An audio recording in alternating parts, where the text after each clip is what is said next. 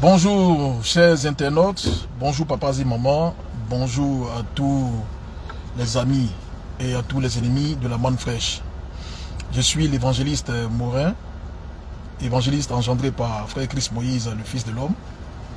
Et ce matin du dimanche 7 décembre 2025, j'ai la grande responsabilité de vous entretenir, chers tous, sur la parole de Dieu.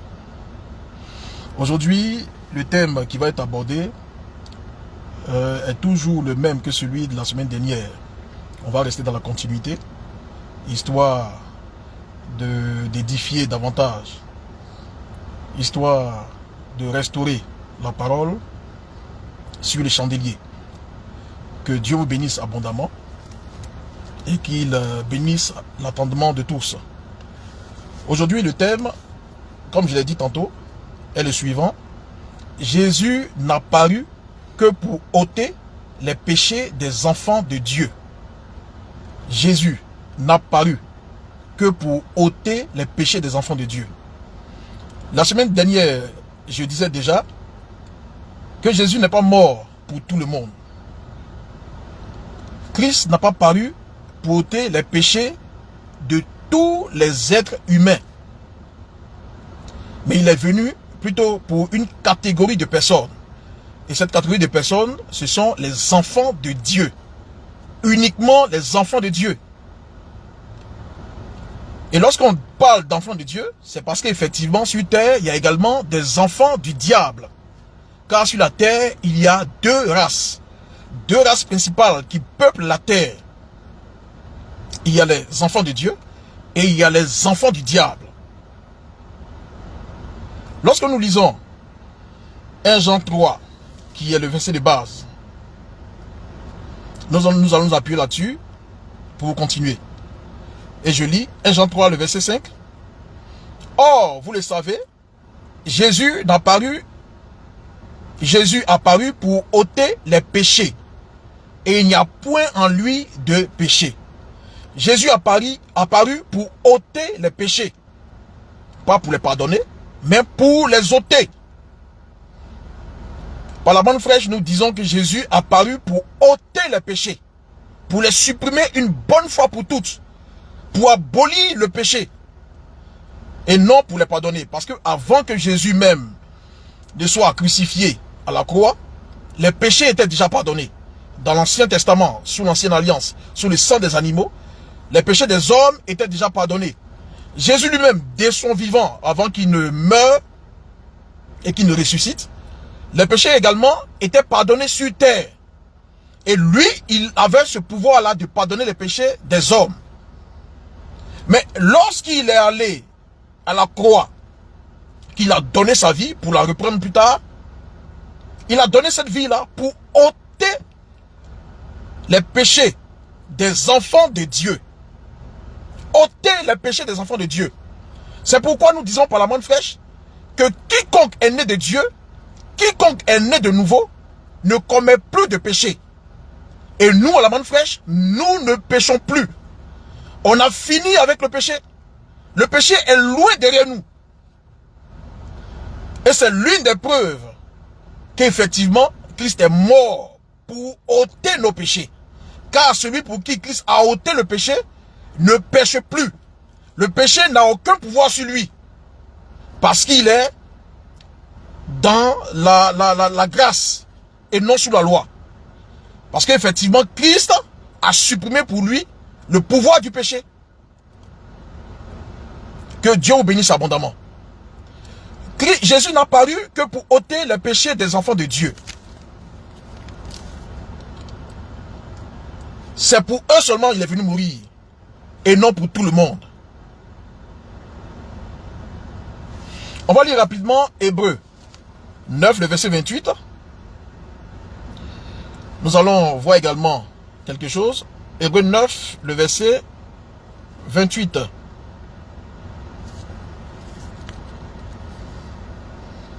Hébreux 9, le verset 28 que je lis rapidement. Une preuve que Jésus n'est pas mort pour ôter le péché de tout le monde, mais pour une certaine catégorie de personnes. Hébreux 9, le verset 28 que je lis rapidement. De même, Christ s'est offert une seule fois pour porter les péchés de plusieurs. Apparaîtra sans péché une seconde fois à ceux qui l'attendent pour leur salut. Je relis encore. De même, Christ qui s'est offert une seule fois pour porter les péchés de plusieurs. On ne nous dit pas qu'il a porté les péchés de tout le monde, mais les péchés de plusieurs. Donc il y a une catégorie de personnes pour qui il a porté les péchés, pour qui il a ôté les péchés. Beaucoup d'hommes de Dieu, beaucoup de chrétiens pensent que Jésus, voilà, lui quand il est mort automatiquement, tout le monde est concerné par l'œuvre de son sacrifice. Tout le monde n'est pas concerné. Et c'est pourquoi nous disons une chose. Jean 3, verset 16, nous dit quoi? Jean 3, verset 16 nous dit que Dieu a tant aimé le monde qu'il a donné son Fils unique afin que quiconque croit en lui ne périsse point, mais qu'il ait plutôt la vie éternelle. Quiconque croit. Ils disent quiconque là, ça veut dire n'importe qui. Il suffit simplement de croire en Jésus et puis tu as la vie éternelle. Mais cette déclaration là, elle est fausse, elle est mensongère. Et ces gens qui disent ça là, ce sont eux qui disent que effectivement la Bible est la parole de Dieu. Ce sont eux qui défendent la Bible à bec et ongle. Mais dans votre Bible, il est écrit dedans que ceux dont le salut, ceux qui sont concernés par le salut là, c'est des gens qui ont été destinés à ça. Ils ont été destinés au salut. On prend le cas de l'apôtre Paul et de Barnabas, qui avaient été envoyés en mission, et lorsqu'ils sont arrivés à Antioche, ils ont prêché la parole de Jésus. Ils ont prêché la parole de Dieu. Et l'Écriture dit que les païens, là, les païens, ils se réjouissaient quand ils entendaient ces paroles.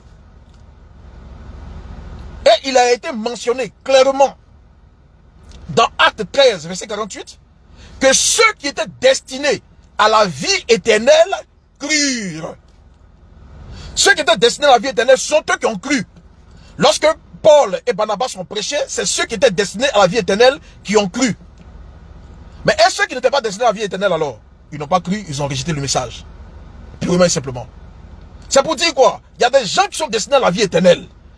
C'est pour ces personnes-là, lorsqu'on leur annonce l'évangile de Jésus, qui acceptent ce message-là, et qui vivent désormais selon ce message. Mais il y a une catégorie de personnes qui n'accepteront jamais. Peut-être qu'ils accepteront simplement du bout des lèvres, mais au fond de leur cœur, leur vie même va nous démontrer par A plus B qu'ils n'ont pas accepté Christ, qu'ils ne croient pas.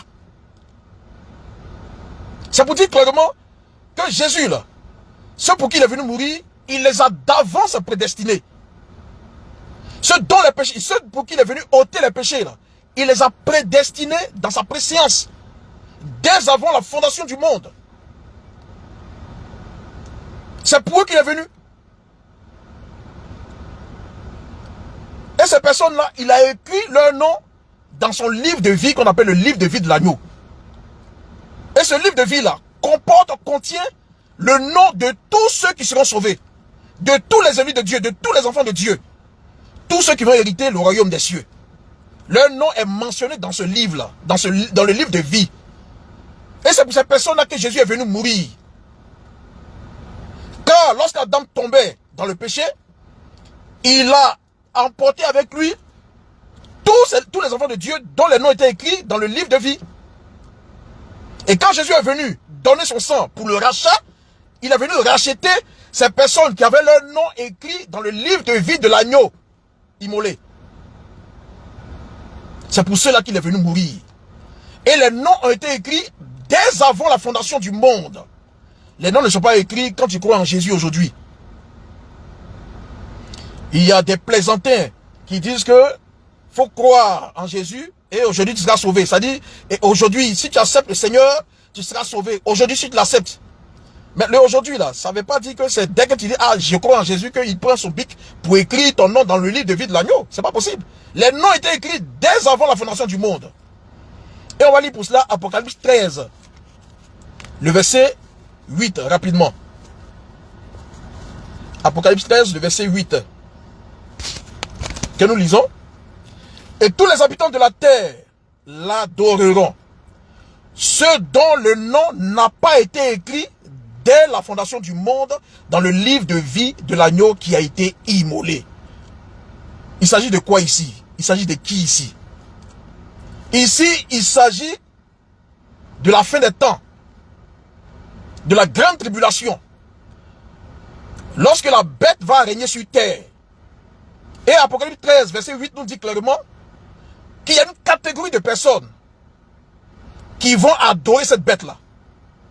Et la catégorie de personnes qui vont adorer cette bête-là, c'est ceux dont les noms n'ont pas été écrits dès avant la fondation du monde dans le livre de vie de l'agneau.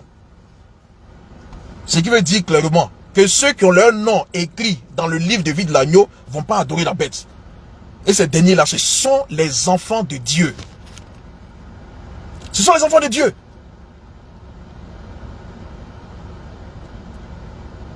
Et Dieu ne va pas leur permettre d'adorer la bête. Mais aux enfants du diable, qui n'ont pas leur nom écrit dans le livre de vie de l'agneau, immolé, eux, ils pourront adorer la bête sans problème. Et vous voulez que ces personnes-là, Dieu puisse les aimer. Dieu puisse aimer tout le monde. Il puisse aimer, comment dirais-je, toute la terre entière. Ce n'est pas possible. Dieu n'aime pas tout le monde. Ça peut sembler dur, ça peut être dur à entendre, dur à supporter, mais c'est ça qui est la vérité. Dieu n'aime pas tout le monde. Il n'aime que ses enfants et il hait les fils du diable. Tu es enfant du diable, Dieu ne t'aime pas. Et les enfants du diable, là, ils n'ont qu'à se fatiguer comme ils veulent. Ils n'ont qu'à aller à l'église. Ils n'ont qu'à être pasteurs. Ils n'ont qu'à chasser des démons. Prier pour les malades. Mais tout ça là, c'est en vain qu'ils le feront. Parce qu'un enfant du diable reste enfant du diable. Il naît enfant du diable, il meurt enfant du diable. Un enfant de Dieu naît enfant de Dieu et il meurt enfant de Dieu. Il n'y a pas de possibilité qu'un enfant du diable devienne un enfant de Dieu ou qu'un enfant de Dieu devienne un enfant du diable. C'est pourquoi cette écriture qui est dans la Bible, dans Jean 1, qui dit qu'à ceux qui l'ont reçu, Dieu a donné le pouvoir de devenir enfant de Dieu. Ce passage-là, c'est un passage à problème. C'est une erreur qui est glissée dans l'écriture. C'est pourquoi nous, à la Manne Fraîche, nous disons que la Bible n'est pas la parole de Dieu. Comment on peut devenir enfant de Dieu? Et puis ça dans la Bible. À ceux qui l'ont reçu, elle a donné le pouvoir de devenir enfant de Dieu. Devenir, mais avant de devenir, ils étaient enfants de quoi? Avant de devenir enfant de Dieu, ils étaient enfants de qui ou de quoi? Moi, je suis l'enfant de mon père. Je ne suis pas devenu enfant de mon père. Je suis né enfant de mon père. Et je reste et je meurs enfant de mon père. C'est un lien de sang. C'est pourquoi on ne devient pas enfant de Dieu, mais on est plutôt enfant de Dieu. On ne devient pas enfant du diable, on est enfant du diable. Et un enfant du diable ne sera jamais un enfant de Dieu. Peu importe toutes les œuvres, les bonnes œuvres qu'il va faire, il va demeurer un enfant du diable. Et cet enfant du diable, Jésus n'a pas paru pour ôter ses péchés. Tout ce qu'il fait en mal, ça va rester sur lui et il va mourir dedans. Pour que le Seigneur, Dieu, ait l'occasion d'aller le briser en enfer. D'aller le briser en enfer. C'est pas parce que tu as fait quelque chose qui est bien ou qui est mal, forcément. Ça aussi, vous devez le comprendre. Mais comme tu es né enfant du diable, excusez-moi, comme tu es né enfant du diable, et que ton nom n'est pas écrit dans le livre de vie de l'agneau immolé, toi là, peu importe tout ce que tu feras, tu iras en enfer. Et Dieu ne t'aime pas, Dieu te hait. On va lire à ce sujet rapidement Romains 9 à partir du verset 10 pour comprendre ce que je suis en train de dire là présentement. Parce que il y en a pour qui tout ce que je dis vient simplement de la pensée de ma propre pensée. Et je lis rapidement. Romains 9 à partir du verset 10. Et de plus, il en fut ainsi de Rebecca, qui conçut du seul Isaac notre père. Car, quoique les enfants ne fussent pas encore nés,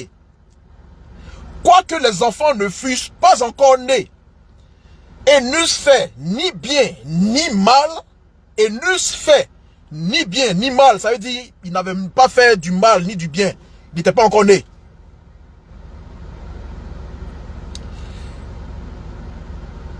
Sans dépendre, excusez, n'eussent fait ni bien ni mal, afin que le dessein d'élection de Dieu subsistât, sans dépendre des œuvres, et par la seule volonté de celui qui appelle, il fut dit à Rebecca, l'aîné sera assujetti au plus jeune, selon qu'il est écrit, j'ai aimé Jacob et j'ai haï Ésaü.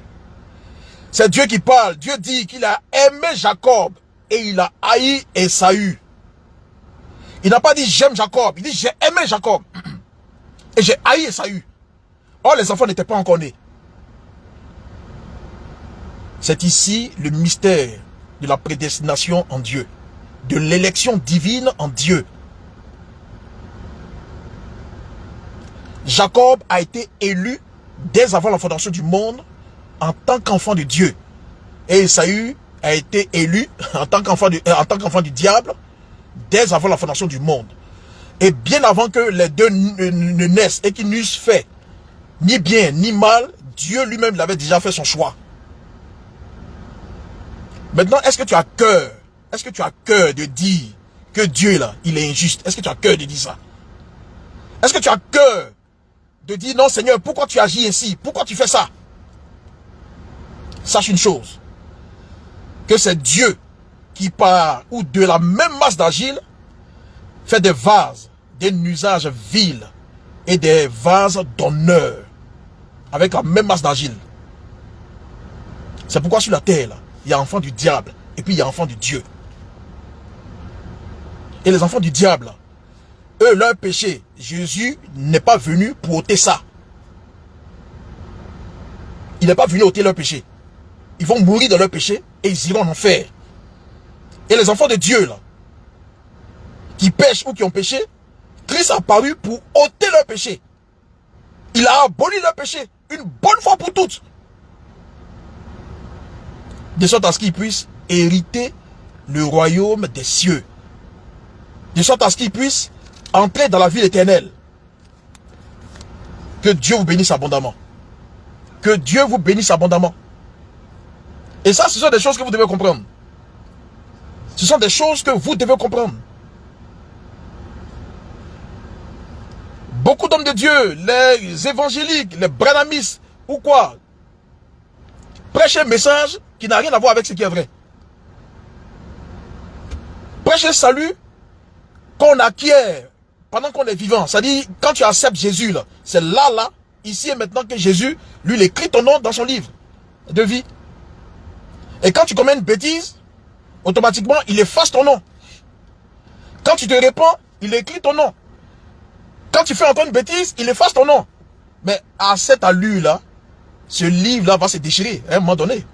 Parce qu'un livre qu'on gomme, on écrit dedans, on gomme là, ça finit par se déchirer. Plaisanterie.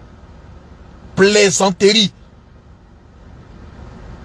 Et c'est dans ce sens-là, dans cette optique, qu'il y a une chantre, disant chrétienne ou quoi que ce soit, qui chante une chanson qui dit « Écris mon nom, Seigneur, écris mon nom, il faut écrire mon nom. » Donc toi, quand tu dis au Seigneur d'écrire ton nom maintenant, c'est en ce moment qu'il va écrire ton nom. N'importe quoi. Et ce sont ces bêtises-là qui sont enseignées dans les églises. Qui sont prêchées dans les églises. Jésus n'a paru que pour ôter les péchés des enfants de Dieu. Un point, un trait. Pas pour les enfants du diable. Que Dieu vous bénisse abondamment. S'il y a des préoccupations, des personnes qui souhaiteraient vraiment être éclairées sur ce thème-là, et qui voudraient certainement même en savoir davantage sur le mystère de la prédestination, sur le mystère de l'élection divine en Dieu, vous pouvez laisser vos questions en commentaire et on se fera le plaisir de vous répondre le dimanche prochain certainement. Que Dieu vous bénisse abondamment et qu'il permette à ce que chacun d'entre nous puisse être éclairé, puisse avoir le bon entendement pour la compréhension des choses de Dieu, la compréhension des Écritures et de la puissance de Dieu. Que Dieu vous bénisse abondamment. À dimanche prochain.